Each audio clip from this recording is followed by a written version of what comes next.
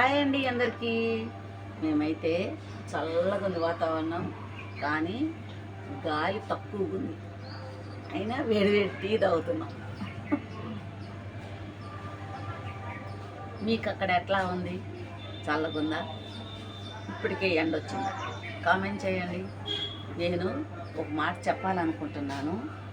Okay, ఇదిగోండి, కిడ్నీలు fail అయ్యి డాక్టర్లు కూడా ఇక మా వల్ల కాదు అనుకున్న వాళ్ళకి ఇదిగోండి దివ్యమైన ఔషధం.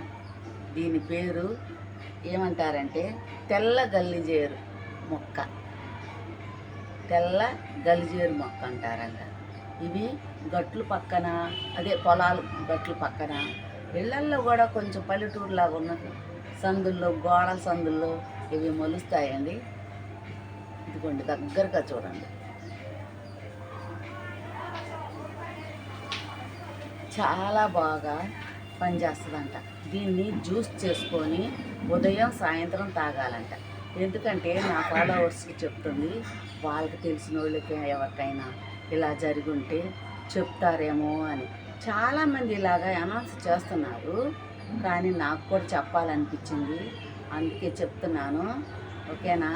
ఇది మాత్రం చాలా మంచిగా పనిచేస్తుందంట. మీ మెడిసిన్స్ కూడా వాడుకోవచ్చు. పైగా ఈ ఆకులు టీలో వేసుకొని మరిగించుకొనే తాగొచ్చంట. ఓకేనా? ఇదిగోండి, దీన్ని గుర్తించాలంటే ఇదిగోండి ఫ్లవర్. దీనికి ఈ ఫ్లవర్ కూడా ఉంటుంది ఈ ఆకుకి. ఓకేనా? కనిపిస్తుందో లేదో, చాలా మంచిదంట.